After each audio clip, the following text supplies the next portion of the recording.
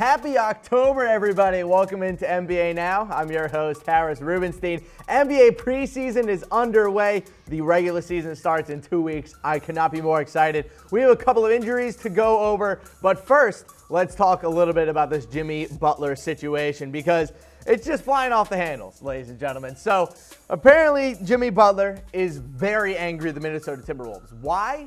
Because the Timberwolves are apparently not really taking his trade request seriously and have been quoted, Jimmy Butler's been quoted as saying that the asking price for him is delusional. So Tom Thibodeau at this time has been kind of the liaison for all the trade talks between the Timberwolves and every other team.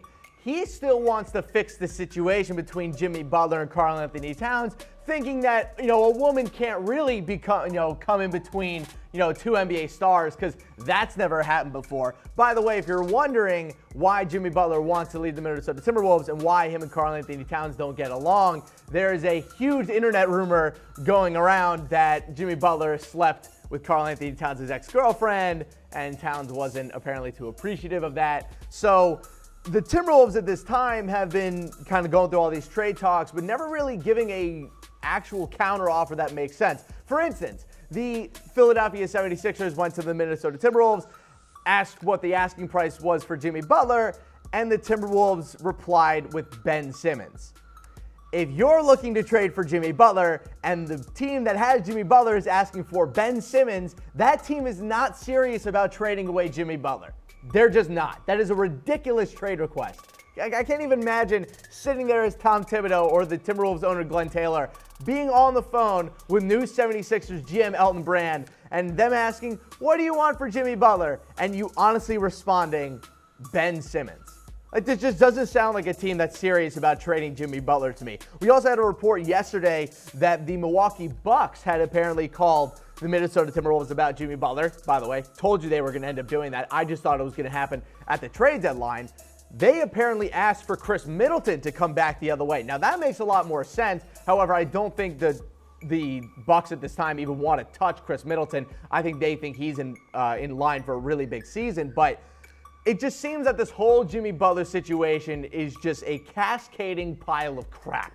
Like, this isn't going to solve itself. Butler doesn't want to play for the Timberwolves anymore. But the problem is that Tom Thibodeau knows that he's going to get fired if he doesn't make the playoffs this year. And his best chance of making the playoffs is if he has Jimmy Butler. So it's just a big cavalcade of crap. And it's just not, again, it's not going to solve itself. The only way this is going to come to a swift resolution is if Jimmy Butler ends up getting traded. He's made it very clear to the Timberwolves that he doesn't want to play for their team anymore. And I understand that in other sports, players don't have as much control over where they play, but this is the NBA. If a superstar player and an all-NBA player says, I don't want to play for your team anymore, sorry, man. That's just how 2018 works. He's going to get traded. So let me know in the comments section below, what team will trade for Jimmy Butler? Do you think the Clippers will end up making a move? Do you think the Miami Heat are still in the lead? Maybe we'll see a surprise team like the Milwaukee Bucks. Let me know in the comments section below. I'm very interested to see what you guys have to say. I still think he's going to end up with the Clippers or the Miami Heat. If you want to bet on any team to win the NBA Finals this year, head to chatsports.com/bet. Use that promo code LIVE120 for a 120% deposit bonus. I would big time advice coming from Harris Rubenstein here. Don't put money down on the Minnesota Timberwolves. However, might be a smart idea to put down some money on the Boston Celtics. They have looked fantastic so far in the first couple games of the preseason. So again, head to chatsports.com/bet. Use that promo code LIVE120. All right, let's get into some preseason injuries. Let's start with Jahlil Okafor. Turned his ankle during the first preseason game for the Pelicans.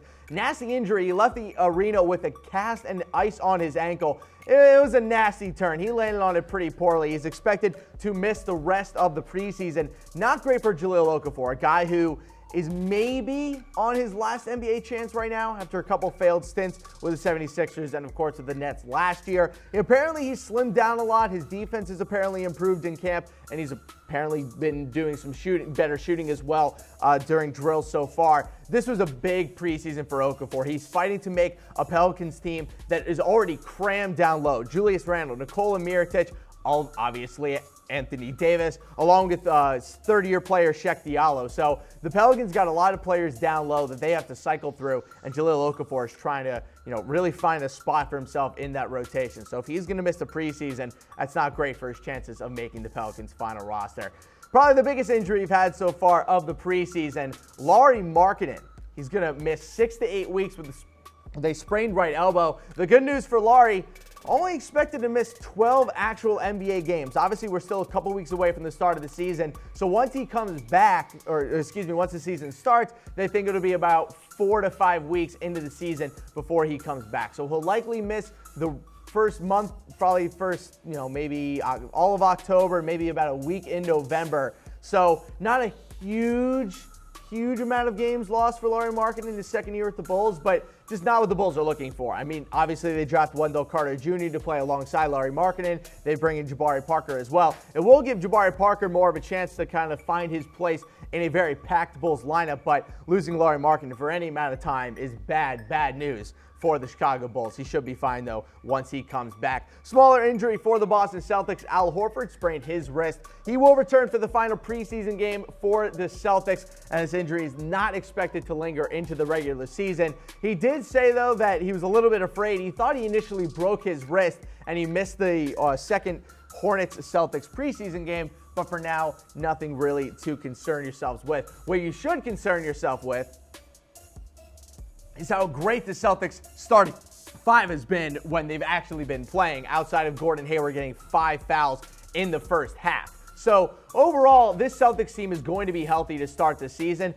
They're going to play it really safe with a lot of these guys. The last thing they need to do is, actually have some sort of injury issue before they get into the start of the season. So Al Horford will most likely return for the last preseason game, but they're just going to play it easy with him for the next week. If you want to look as good as I do on camera, you got to get yourself a Mizzen and Main button-down shirt. Head to comfortable.af to get yours today. Again, I have 8 of these in my closet. I can't stress this enough. These shirts are the most comfortable dress shirt you will find anywhere. 100%, not even close. Head to www.comfortable.af to get your Mizzen and Main shirt today. Let's talk about the funniest headline of the day. Kyrie Irving apologized for his comments about the earth being flat. He said, quote, "I was huge into conspiracies. I'm sorry." He went on to say that he's actually a very smart guy, which I know that people have kind of, tossed around that he's not actually intelligent. The dude did get into Harvard to take classes this past summer, and they're not just going to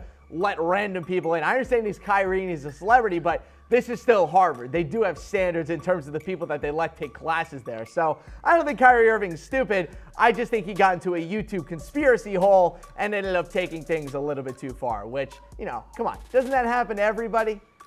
No, not? Okay. That happened to me at one point. Though, one of the funniest things about this, though, is that apparently he had a ton of science teachers coming up to him and telling him that, I had to change my whole curriculum around because all my kids believed you.